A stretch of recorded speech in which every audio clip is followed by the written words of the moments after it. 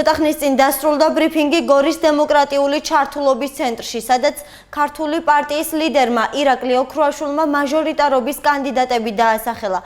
კანდიდატების წარდგენას გიორგი ახალკაცი დაესწრო, რომელიც ახლა დეტალურ ინფორმაციას მოგაწვდის. გიორგი, გისმენთ.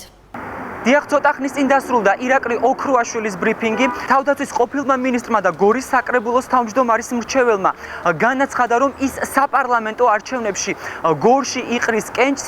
ირაკლი ოქრუაშვილმა გორის მუნიციპალიტეტის მაჟორიტარობის კანდიდატი დაასახელა, რომელიც გორის საკრებულოს წევრი კობა იმერლიშვილი გახლავთ.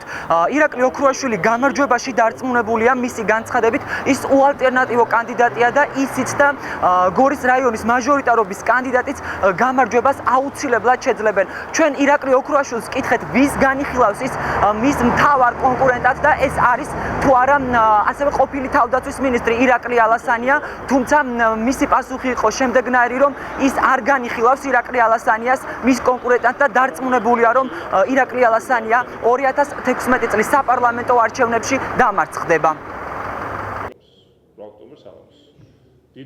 ხუთი თვის განმავლობაში მე მუშაობდი ქალაქ გორის საკრებულოს თავმჯდომარის თანაშემწედ. 5 თვის განმავლობაში მე ვცდილობდი მეკეთებინა საქმე გარკვეული სიახლეების შემოტანა და ხელი შემეწყო ასევე მმართველი გუნდისთვის ამ ქალაქში სიახლეების კეთებისათვის. მაგრამ ხელი შეშლის გარდა ამ 5 თვის განმავლობაში და თქვენ მომსწრე იყავით საკრებულოს სტომებზე. მე თითქმის არაფერი არ მივწევი. ერთ-ერთი უმთავრესი დაბრკოლება, რომელიც მე არ მოვაჩინე ამ ქალაქში არა მარტო დღეს ან გუშინ.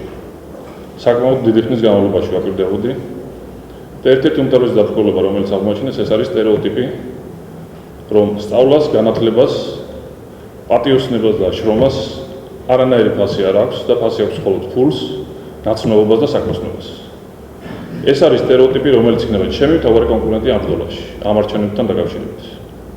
მე ვაპირებ, რომ ეს სტერეოტიპი დავამსხვრიო, მიუხედავად იმისა, რომ ქართული ოცნება, წინა ხელისუფლებები და ალბათ დიდი გამოკითით არც არავის განსხვავებული აზრი არ გააჩნია, ამკვიდრებს ამ სტერეოტიპს. ასე რომ წინ რთული ბრძოლა გველის, ჩემთვის ხელისუფლებასთან ჩვენი თანამშრომლობა გარკვეულწილად შემდგარი იყო გორის საკრებულოს ფორმატში, თუმცა ეს იყო მოჩვენებითი, დრო და დრო და ამან ვერანაირი შედეგი ვერ მოიტანა. ჩვენ და სამწუხაროდ. სურვილი თუ იქნება, რა თქმა უნდა. მე გითხარით, იმ სტერეოტიპს, რომელიც ამ ქალაქში გვხვდება არა, ირაკლი ალასანიას მე კონკურენტად ვერ ავიქვავ, არა იმის გამო, რომ ის არ მიმაჩნია ძიმეწონიან ფიგურად, არამედ იმის გამო, რომ მე ზოგადად არ ვიცი, რადგან მისი ამ გადაწყვეტილების უკან, რატომ გადაწყვიტა მან, რომ გორში იყაროს კენჭი, წარმატებები მინდა უსურვო, მაგრამ ყოველგვარი ირონიის და სარკმლის გარეშე ვამბობ. წინასწარ ვიზიარებ წუხარებას მის ამ დამარცხებისათვის განწირულ ბრძოლაში შესრულებით. 8 ოქტომბერს შეაფასებს თვითონ მოსახლეობა. მე ამ რაიონში ვცხოვრობ.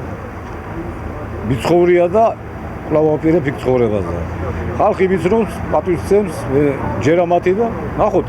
ერთი არჩევნები გამარჯვების იმედი აუცილებლად. ირაკლი ოქრუაშვილი წინა საარჩევნო კამპანიას უკვე დღეიდან დაიწყებს. ის ამომრჩეველთან შეხვედრას და საკუთარი საარჩევნო პროგრამის გაცნობას გეგმავს. ირაკლი ოქრუაშვილი და კობა იმერლიშვილი გორის და გორის მუნიციპალიტეტის მაჟორიტარობის კანდიდატად საინიციატივო ჯგუფმა წარადგინა.